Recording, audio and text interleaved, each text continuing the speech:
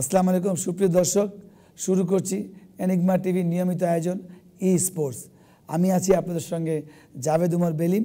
আজকে আমরা আলোচনা করব আইসিসি চ্যাম্পিয়ন্স ট্রফি নিয়ে। আমার সাথে আছেন স্পোর্টস জার্নালিস্ট এম কায়সার, আরও আছেন সিনিয়র জার্নালিস্ট তামিম। আপনাদেরকে অনেক অনেক স্বাগত। কেমন আছেন? জি ভালো, থ্যাংক ইউ। আচ্ছা দর্শক, আপনারা জানেন গতকালকে একটা খেলা হয়ে গেছে অলরেডি আইসিসি চ্যাম্পিয়ন্স ট্রফির, নিউজিল্যান্ড বনাম পাকিস্তান। সেটা নিয়ে আমরা আলোচনা করবো। কায়সার ভাই কাছে যেতে যাই প্রথমেই। কায়সার ভাই, কী মনে হয় কেন পাকিস্তান এরকম আউটলেট হারলো? যেহেতু আপনি জানেন ট্রাই নেশন নিউজিল্যান্ড জয়লাভ করেছে, পাকিস্তানরা সাউথ আফ্রিকার সঙ্গে চমৎকার একটা রান চেস করেছে, বাট তারা কোনো জায়গায় দাঁড়াতেও পারেনি। দুটো কিন্তু অত পার্থক্য না খাতা কলমে, বাট কালকে পারফরমেন্সও একদম আউটলেট পরাজিত হয়েছে পাকিস্তান। কেন?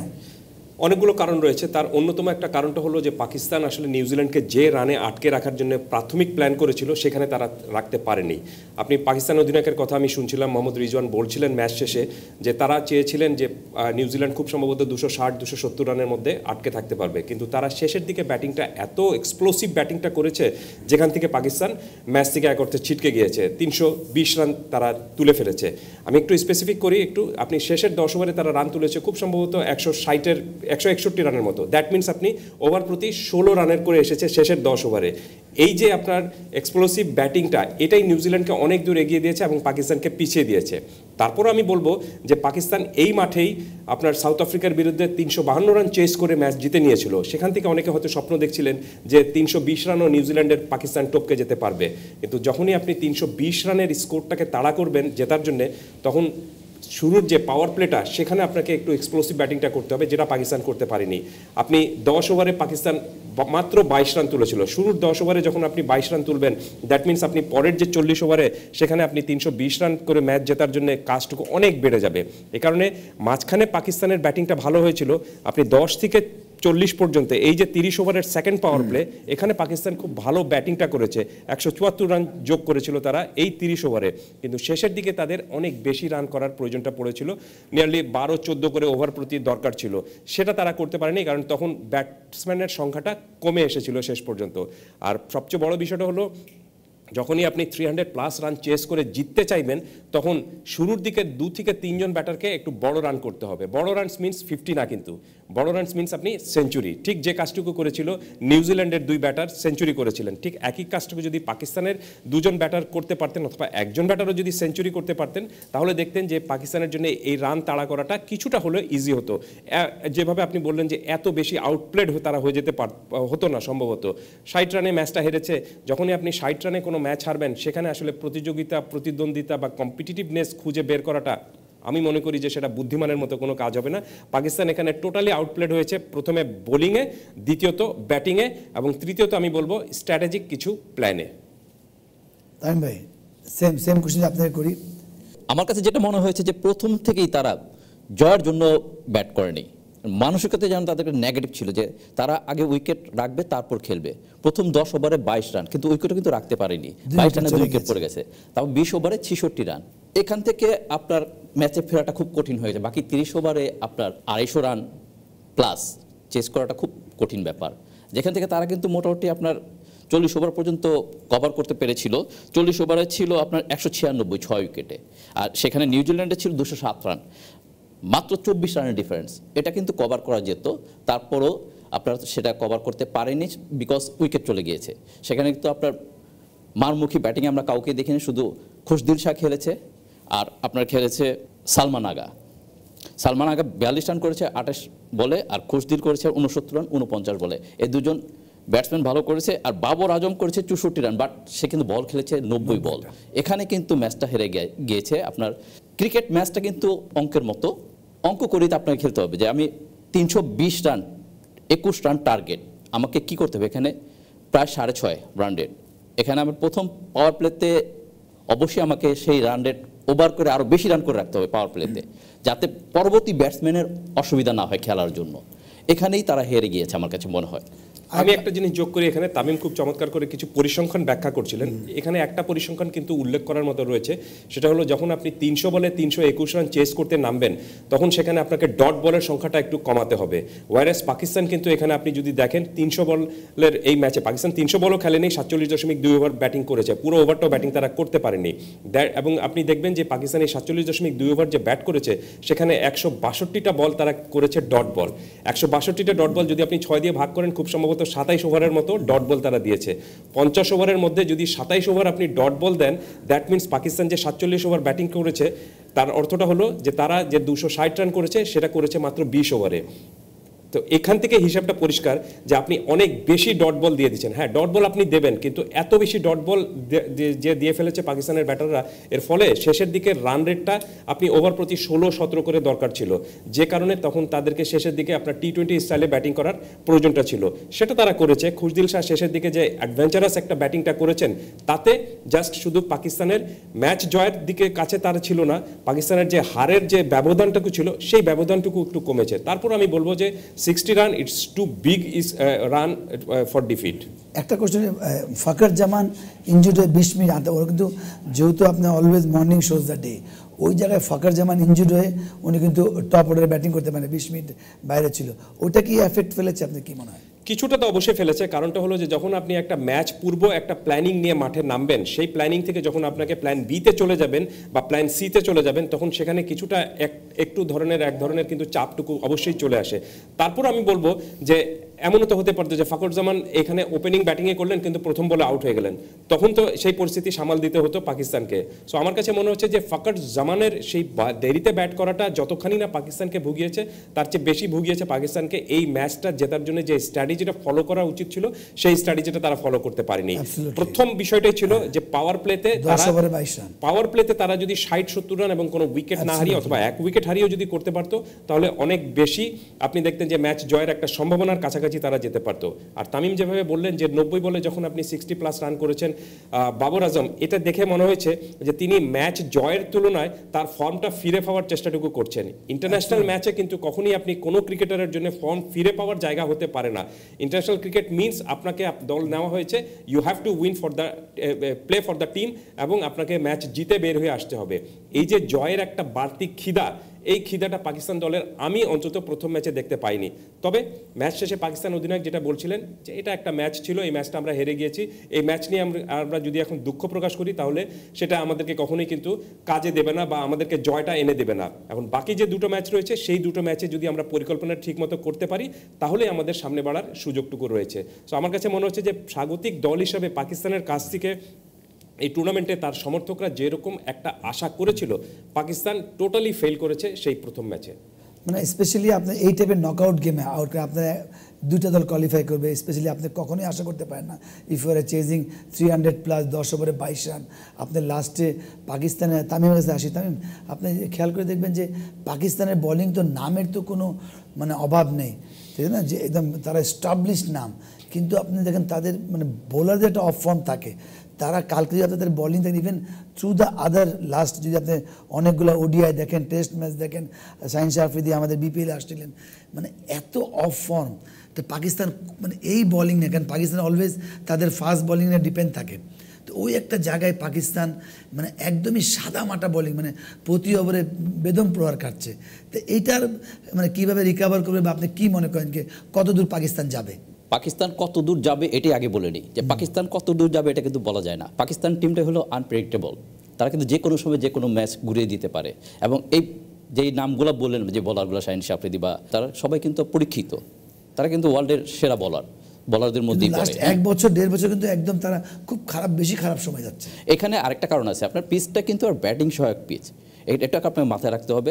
নিউজিল্যান্ডে কিন্তু মাত্র 5টা উইকেট পড়েছে, তারা কিন্তু একটা বড় জুটি করেছে, যেখানে 2টা সেঞ্চুরি আছে, একটা হাফ সেঞ্চুরি আছে।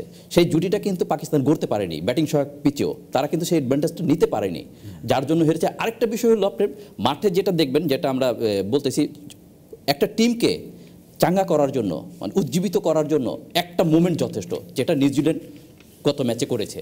উইলি রোকের বলে গ্লেন ফিলিপস যে ক্যাচটা ধরেছে, ব্রিলিয়ান্ট ক্যাচ, মানে সেই বাজ পাখির মতো, সেই ক্যাচটা কিন্তু আপনার পুরো ম্যাচের মোমেন্টটা ঘুরিয়ে দিয়েছে, তাদের অ্যাবসলিউটলি টোটালি উজ্জীবিত করে ফেলছে এবং টোটালি পাকিস্তানকে ডিমোরালাইজ করে ফেলছে। এইখানে কিন্তু ম্যাচটা তারা এগিয়ে গিয়েছে, এই জন্য কিন্তু পুরো টিমটা আরও জীবিত হয়ে খেলছে এবং তারা কিন্তু চেপে ধরেছে পাকিস্তানকে, সেখান থেকে পাকিস্তান বের হতে পারেনি। এনিওয়ে আমরা পাকিস্তানকে নিয়ে কথা বললাম, বেশ, আমরা দেখি কী হয়। এখন আমরা আমাদের দেশ, আজকে আপনারা জানেন যে আমাদের প্রথম খেলা আইসিসি ট্রফির এগেনস্ট ইন্ডিয়া ইন দুবাই। এটা কি মনে হয় কাইসার ভাই বলেন যে কী হচ্ছে? কেন বাংলাদেশ, আমরা গণমাধ্যমে অনেক কিছু দেখি, সোশ্যাল মিডিয়া সবাই সিলেক্টার, সবাই, তো গণমাধ্যমে এত নেগেটিভ বেশি হচ্ছে, পজিটিভ কম। আপনি কি মনে করছেন বাংলাদেশ কি হতে পারে আজকের ম্যাচটা? ধন্যবাদ জাভেদ। আমি আপনার প্রশ্নের উত্তরের আগে আরেকটু ব্যাখ্যায় যাচ্ছি, সেটা হলো যে পাকিস্তানের এখনো 2টো ম্যাচ বাকি, জি, ভারতের সাথে ম্যাচ বাকি এবং বাংলাদেশের সাথে ম্যাচ বাকি রয়েছে। আমরা আশা করব যে বাংলাদেশের সঙ্গে যে ম্যাচটা রয়েছে সেই ম্যাচটা যেন বাংলাদেশ অবশ্যই জিতুক ইনশাআল্লাহ। তাহলে বাংলাদেশ দলের যে স্বপ্ন নিয়ে বাংলাদেশ এই টুর্নামেন্টে খেলতে গিয়েছে সেই স্বপ্নের সম্ভাবনাটুকু আরেকটু উজ্জ্বল হবে। আর ফিরি আপনার প্রশ্নের উত্তরে, এখানে দেখবেন যে অনেক বাংলাদেশ যখনই যে টুর্নামেন্টে খেলতে যায় সেখানে অনেক বেশি একটা হাইপ থাকে এবং সবচেয়ে বেশি হাইপটা থাকে কোথায়? সামাজিক যোগাযোগ মাধ্যমে। এবং এবারের এই হাইপটা আরেকটু বেশি তুলে দিয়েছেন আমি বলবো যে অধিনায়ক নিজে। তিনি নাজমুল হোসেন শান্ত এখানে দুবাইতে যাওয়ার আগে যে সর্বশেষ যে প্রেস কনফারেন্স করেছেন, সেই প্রেস কনফারেন্সে তিনি বলেছিলেন যে আমরা চ্যাম্পিয়ন হতে যাচ্ছি। আমি জানি না তিনি কোন রিয়েলিটি চেক থেকে এই কথাটা বলেছেন, আমি ঠিক কনফার্ম না এখন পর্যন্ত, নাকি বলার জন্য বলা সেটার জন্য বলেছেন। কারণটা হলো যে আপনি যদি গত 2 বছরে বাংলাদেশের ওয়ানডে ক্রিকেটের পারফরমেন্সটা হিসেব করেন, সেখানে দেখবেন যে বাংলাদেশ খুব সম্ভবত 42টা বা 41টার মতো ম্যাচ খেলেছে, জিতেছে 14টা ম্যাচ, এবং গত বছরের পারফরমেন্সটা আরও খারাপ। এবং সর্বশেষ বাংলাদেশ ওয়ানডে ক্রিকেট খেলেছে কবে? ওয়েস্ট ইন্ডিজে খেলেছে ডিসেম্বরের প্রথম সপ্তাহে, এবং গত 2 মাসে বাংলাদেশ ওয়ানডে ফরম্যাটে কোনো ম্যাচ খেলেনি। দ্যাট মিনস আপনি একটা বৈশ্বিক আসরে চ্যাম্পিয়ন্স ট্রফির মতো একটা বড় টুর্নামেন্টে খেলতে যাওয়ার আগে যে ধরনের একটা কনক্লুসিভ একটা প্রস্তুতি প্রয়োজন ছিল, সেই প্রস্তুতিটা কি বাংলাদেশ পেয়েছে? আমি বলবো যে পাইনি। কারণ আপনি যখনই 2 মাস একটা ফরম্যাট থেকে থাকবেন না বা এটাতে অভ্যস্ত থাকবেন না, তখন এক ধরনের কিন্তু অনভ্যস্ততা আপনার মধ্যে চলেই আসবে। সো আমি জানি না যে বাংলাদেশ অনভ্যস্ততা কিভাবে কাটাতে পারবে ভারতের বিরুদ্ধে প্রথম ম্যাচে। তারপরেও আমি একটু আশাবাদী এই কারণে, কারণ বাংলাদেশ যখনই আপনি দেখবেন যে বাংলাদেশ দলকে নিয়ে একটু বেশি সমালোচনা হয় বা বাংলাদেশ দল একটু পিছিয়ে থাকে অথবা দেয়ালে পিঠ ঠেকে যায়, সেখান থেকে বাংলাদেশ কিন্তু জ্বলে উঠতে পারে।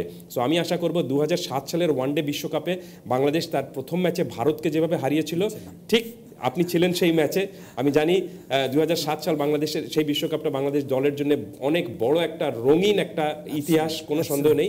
সেই ম্যাচ থেকে, যদিও অনেক পুরনো ঘটনা, সেই ম্যাচ থেকে যদি বাংলাদেশ বা সেই ঘটনা থেকে বাংলাদেশ যদি একটু অনুপ্রেরণা নিয়ে, আত্মবিশ্বাস নিয়ে আজকে এই ম্যাচে নামতে পারে, তাহলে কে জানে বাংলাদেশ এই ম্যাচ জিততেও পারে। এবং প্রথম ম্যাচ জেতাটা একটা টুর্নামেন্টের জন্য অনেক ইম্পর্ট্যান্ট একটা বিষয়, কারণ প্রথম ম্যাচ জেতা মানেটাই হলো যে আপনার আত্মবিশ্বাসটা 80 থেকে একদম 100 হয়ে যাবে।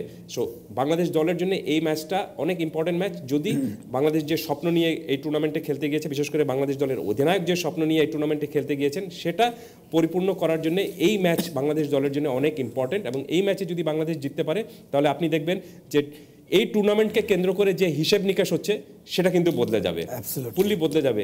এই টুর্নামেন্টের আগে বাংলাদেশকে বলা হচ্ছিল যে আন্ডারডগ একটা দল, আমরা দেখি সেই অপেক্ষায় রইলাম যে নাজমুল হোসেন শান্তর দল একটা বড় চমক দেখাতে পারে কিনা এই টুর্নামেন্টে নিজেদের প্রথম ম্যাচে। আমি বাংলাদেশকে নিয়ে তো আপনি জানেন যে আমরা অলওয়েজ এই একটা ফরম্যাট আমরা খুব কমফোর্টেবল খেলেছি, কিন্তু আপনি গত 15 বছর যাবত বা 20 বছর দেখেন আমরা টি-20তে স্ট্রাগলিং করি, টেস্টে স্ট্রাগলিং করি, এই একটা ফরম্যাটে আমরা অলওয়েজ কিন্তু থ্রেট থাকি যে কোনো দলে। এবার প্রথম মনে হয় যে খাতা কলমে বা গণমাধ্যমে যেগুলো যারা অন্য দেশের বড় প্লেয়াররা যারা আছে একটু নেগেটিভ কমেন্ট করেছে, এটা কতটুকু দলের ক্ষেত্রে এফেক্ট ফেলতে পারে বা প্লেয়াররা এটা কীভাবে চিন্তা করে? আসলে প্রথমেই বাংলাদেশের যে খেলোয়াড়রা আছে তারা সবসময় কিন্তু বলে যে আমরা এই মিডিয়া, সোশ্যাল মিডিয়া বা যে হোক পত্রিকা বা টিভির নিউজগুলো আমরা এগুলো কোনো কিছু খেয়াল করি না বা এগুলো পাত্তা দিই না। আসলে এগুলো আমার কাছে কেন যেন মনে হয় যে আসলে এগুলো তারা বলার জন্য বলে। আসলে সবশেষে আমরা একজন মানুষ, আমাদের অনুভূতি আছে, আবেগ আছে, আমাদের কিছু না কিছু এগুলোতে প্রভাব পড়েই, এগুলো প্রভাব পড়ে। এবং কিন্তু এগুলোকে পাশ কেটে রেখেই আপনাকে এগিয়ে যেতে হবে এবং খেলোয়াড়রা তাই করে। সুতরাং ভারতের বিরুদ্ধে খেলার আগে বাংলাদেশকে এগুলা বাদ দিয়ে খেলতে হবে, মাঠের খেলাটাই দিকে আপনাকে মনোযোগ দিতে হবে। মাঠের খেলাটা যদি ভালো করতে পারে তাহলেই কিন্তু ভালো রেজাল্ট হবে। আর এই ম্যাচের আগে পোস্ট ম্যাচে বারবার কিন্তু বাংলাদেশের পেসার নাহিদ রানাকে নিয়ে আলোচনা হচ্ছিল। আমার মনে হয় যে নাহিদ রানা ভারতের বিরুদ্ধে খুব ভালো করার একটা সম্ভাবনা আছে। তার গতি এবং সুইং দিয়ে ভারতের ব্যাটসম্যানদেরকে পরাস্ত করতে পারে। ভারতীয় ব্যাটসম্যানরা কিন্তু অনেক ভালো কোয়ালিটি ব্যাটসম্যান, তারা বিশ্বের সেরা ব্যাটসম্যান। তারা কিন্তু এক জায়গায় একটু দুর্বল, আমার কাছে মনে হয় সবসময় তারা পেসের কাছে একটু দুর্বল, বাট তারা কিন্তু এই স্পিনে খুবই ভালো, ওয়ার্ল্ডের সেরা ব্যাটসম্যান। পেসও ভালো খেলে নিঃসন্দেহে, কিন্তু একটু দুর্বল আমার কাছে মনে হয়। বাট বাকি সব জায়গায় কিন্তু তারা সব ওয়ার্ল্ড ক্লাস। ভারতের সাথে খেললে শুধু আপনার বোলিং বা এই ব্যাটিংটাই ভালো করতে হবে না, পাশাপাশি ফিল্ডিংটা কিন্তু খুবই গুরুত্বপূর্ণ। 3 ডিপার্টমেন্টেই যদি আপনি ভালো করতে পারেন তখনই কিন্তু আপনি ক্লিক করতে পারবেন। আর একজন ব্যাটসম্যান বা একজন বলার কিন্তু আপনাকে জিতিয়ে দিতে পারবে না। 11 জন খেলোয়াড় যখন একটা টিম হয়ে খেলতে পারবে তখন কিন্তু রেজাল্ট আসবে। অ্যাবসলিউটলি, যেটা কায়সার ভাই বলতেছিল 2007 সালের কথা, যে ম্যাচটা আপনারা ভারতের বিপক্ষে জিতেছিলেন, সেখানে কিন্তু মাশরাফির 4 উইকেট ছিল। সেরকম যদি নাহিদ রানা বা আরেকজন পেসার যদি করে দিতে পারে 4 উইকেট 5 উইকেট, বা এমন হতে পারে স্পিনারও নিয়ে নিতে পারে, রিশাদও যদি নিতে পারে, তাহলে কিন্তু ম্যাচটা জয়ের সম্ভাবনা আমাদের অনেক বেড়ে যায়।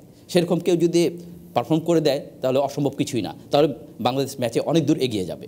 আমি একটা বিষয় এখানে যোগ করি, একটা আপনি যে চাপের কথাটা বলছিলেন, দেখুন the name of the game is pressure.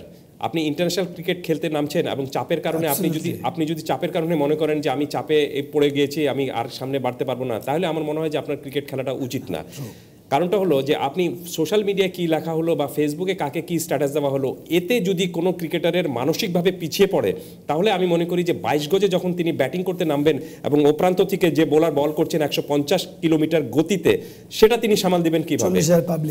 40,000 public যখন মাঠের মধ্যে রয়েছেন এবং পুরো পৃথিবী আপনাকে দেখছে, এই চিন্তাটা যদি আপনার মাথায় আসে, তাহলে তো আপনি সামনের বলই দেখবেন না, আপনার কিন্তু পেটের মধ্যে প্রজাপতির নাচন এত বেশি শুরু হবে যে আপনি ক্রিকেটই ভুলে যাবেন। সো আপনাকে ম্যাচ জিততে হলে বা ক্রিকেটে আপনাকে ভালো পারফরমেন্স করতে হলে প্রথমে যে কাজটুকু করতে হবে, you have to win the pressure. আপনি নিজে ক্রিকেট খেলেছেন, আপনি জানেন যে ম্যাচের মাঝখানে এমন ক্রুশিয়াল অনেক সিদ্ধান্ত আপনাকে নিতে হয়, যখন কিন্তু এর আগে কি ঘটেছে বা আমাকে নিয়ে কে কি স্ট্যাটাস দিয়েছে, সেই জিনিসগুলো যদি আপনি মাথায় রাখেন, তাহলে সামনের বল যে কিভাবে মোকাবেলা করবেন, আপনি যে সিচুয়েশনে দল যে বিপদে দল পড়েছে সেই বিপদ থেকে কিভাবে উদ্ধার করবেন, তখন আপনি সেই প্ল্যানিংটা তো করতে পারবেন না। সো যখনই আপনি মাঠে খেলতে নামবেন, বাউন্ডারি লাইন থেকে যখনই আপনি ফার্স্ট স্টেপটা মাঠের মাঝখানে দিলেন, তখনই আপনাকে ভুলে যেতে হবে যে আপনাকে একটা ম্যাচ জিততে হবে, আপনাকে একটা যুদ্ধ জিততে হবে। এবং এই চিন্তাটা করে যদি আপনি মাঠে নামেন, নিজের সেরাটা যদি খেলে দিতে পারেন, সিচুয়েশন অনুযায়ী যদি আপনি অ্যাক্ট করতে পারেন, তাহলে দেখবেন আপনি কে কি বললো আগে, কি প্রেশার ছিল, এটা সিম্পলি ওয়াইপ আউট হয়ে যাবে এবং আপনি আপনার পারফরমেন্স ঠিকমতো করতে পারবেন। হ্যাঁ, অ্যাবসলিউটলি রাইট, অ্যাবসলিউটলি। আমি একটু আমার শেয়ার করি। আমি অলওয়েজ বিশ্বাস করি টপ লেভেলে আপনাকে এই প্রেশার হ্যান্ডেল করতেই হবে পারফর্ম করা। আর যেটা আমরা আলোচনা করছিলাম যে এই যে নেগেটিভ কথাগুলো, এটাও কিন্তু অজান্তে তাদের আসবেই। তো এটা সবচেয়ে বড় মানে যতই মানে কোচ হোক, ক্যাপ্টেন হোক, কিন্তু প্লেয়ার কীভাবে চিন্তা করছে যে আজকের ম্যাচটা নিয়ে, কারণ প্লেয়াররা কিন্তু বড় চিন্তা করে না। হয়তো শান্ত আমাদের বলেছেন, আমি এই জন্য বলি সবসময় ইম্পর্টেন্ট একটা ক্যাপ্টেনের ক্ষেত্রে ফ্রন্ট অফ মিডিয়া খুব ইম্পর্টেন্ট। কেন একটা একটা প্রেস লিস্ট বা একটা কথা যখন যায়, পৃথিবী শুনছে, এটা একটা প্রেশার ক্রিয়েট করে। আজকে শান্তর কথা আপনি বলছেন, শান্ত এটা উনি হয়তো পজিটিভই বলেছে, কিন্তু আরেকটু অন্যভাবে বলতে পারতেন, তাহলে কি এই প্রেশারটা দল নিত না বা উনিও নিতেন না। কেন এরকম অনেকবার হয়েছে আমাদের, অনেক পার্সোনালি হয়তো নাম বললাম না, এমন একটা কমেন্ট করে বিপাকে পড়েছে অনেক প্লেয়ারকে, ও একটা অর্ডিনারি বলার, ওই বলে ওকে আউট করছে, কেন ওর মাথায় অজান্তে আসবো তো মানুষ, যেটা বলেছেন ওর বলে একবার আউট হতে 2বার, আমি একটা কমেন্ট করে দিয়েছি, মানে ওর প্রেশারটা ওই নিচ্ছে। যেমন শান্ত যদি আজকে সাকসেস হয়ে যায় কথাই নাই, যখন আনসাকসেস হলে এটা কিন্তু বড় আকারে হেডলাইন হবে। আমি একটু যাবে যোগ করি, সেটা হলো যে আমি কিন্তু শান্ত যে এখানে প্রেস কনফারেন্সে যা বলেছিলেন তার জন্য তাকে আমি দোষ দিচ্ছি না, আমি তাকে দায়ও করছি না, বাট জিনিসটা হলো যে আপনাকে রিয়েলিটি চেকের একটা বিষয়টা রয়েছে। আর তার চেয়ে বড় বিষয়টা হলো যে যখন আপনি এরকম একটা বৈশ্বিক আসরে খেলতে যাবেন, আপনি নিশ্চয়ই বলবেন না আমি জাস্ট একটা অংশগ্রহণকারী দল হিসেবে যাচ্ছি। আপনি যখনই একটা ইন্টারন্যাশনাল ক্রিকেট খেলতে নামবেন বা আপনি যখনই একটা ইন্টারন্যাশনাল টুর্নামেন্টে খেলতে যাবেন, তখন আপনার ফার্স্ট অ্যান্ড ফরমোস্ট চিন্তাটাই হবে have to win in any way, যে আমাকে এটা জিততেই হবে।